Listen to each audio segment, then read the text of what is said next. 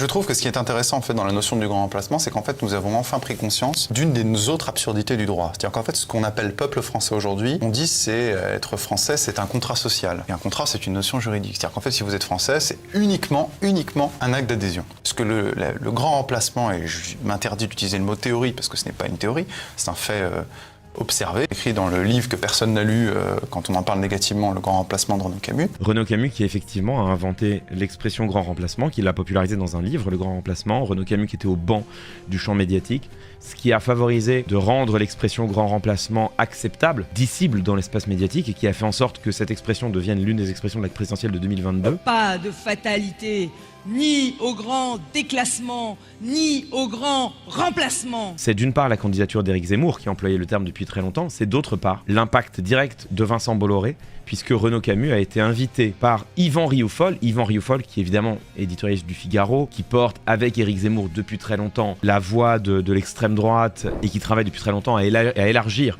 la fenêtre d'Overton sur ces questions. Eh bien, Yvan Rioufol a pu, sur CNews, chaîne de Vincent Bolloré, inviter Renaud Camus en 2021 à venir parler de son livre Le Grand Remplacement, et ça a contribué à rendre cette expression et ce personnage acceptables, audibles, dissibles. Ça les a fait rentrer dans la fenêtre d'Overton, dans la fenêtre de ce qui est dissible. Le grand remplacement nous a montré qu'il y a maintenant une distorsion évidente entre ce que le droit désigne et ce que la réalité désigne. Le droit désigne comme peuple français tous les citoyens français. Or, justement, non. Maintenant, nous pouvons faire la distinction entre ceux qui font partie de la société et qui, vous, moi et plein d'autres personnes qui ne se sentent pas français, qui parlent une autre langue, qui vivent d'une autre manière, nous sommes tous soumis aux mêmes lois. Donc, quelque part, oui, nous sommes tous français. Oui, nous sommes tous français juridiquement. Et c'est ça qui est intéressant avec cette notion.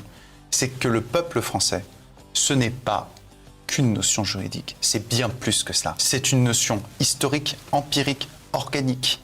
Et cette notion-là, elle ne peut pas être emprisonnée par le droit. Et nos yeux nous permettent de le voir aujourd'hui. Quand on voyage un peu en France, quand on va même pas dans des quartiers, moi je déteste dire il y a quelques quartiers, c'est des villes, voire des départements entiers, on voit très bien le changement culturel, le changement de civilisation, le changement de peuple qui est en train de se produire. Nous devons nous détacher du juridique pour viser la réalité concrète, organique, matérielle de ce que l'on appelle peuple. Il vient de dire au fond, il y a deux types de citoyens français. Il y a les citoyens français qui sont le peuple français, et puis il y a ceux qui ont la nationalité française, mais qui ne sont pas vraiment le peuple français. Ceux qui en font partie et ceux qui n'ont que le papier. Il le dit très clairement, entre les lignes certes, mais très clairement malgré tout. Il suffit de se balader en France et de regarder avec ses yeux. Cette phrase, c'est un appel clair au racisme, mais là le racisme biologique. C'est le fait de dire, regardez autour de vous, il y a des gens, vous voyez bien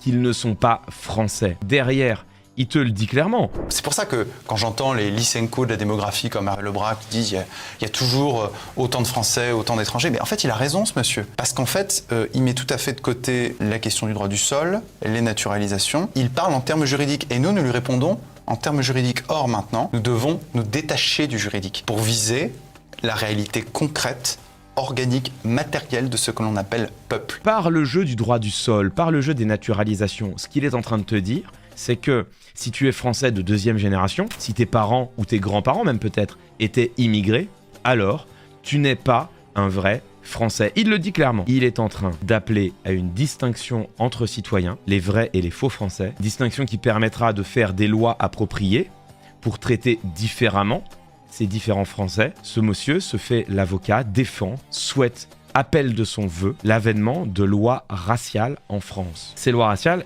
il est impossible de les prendre, évidemment. Article 1er de la Constitution de 1958, la France assure l'égalité devant la loi de tous les citoyens, sans distinction d'origine, de race ou de religion. Ce que prône ce monsieur, les lois qu'il souhaite, les lois raciales qu'il appelle de ses vœux, sont en contradiction directe avec le premier article de notre Constitution. Mais s'il n'y a pas de Conseil constitutionnel pour la faire respecter, alors l'Assemblée nationale peut décider de tout et de n'importe quoi, y compris de lois qui opprimeront les droits des minorités.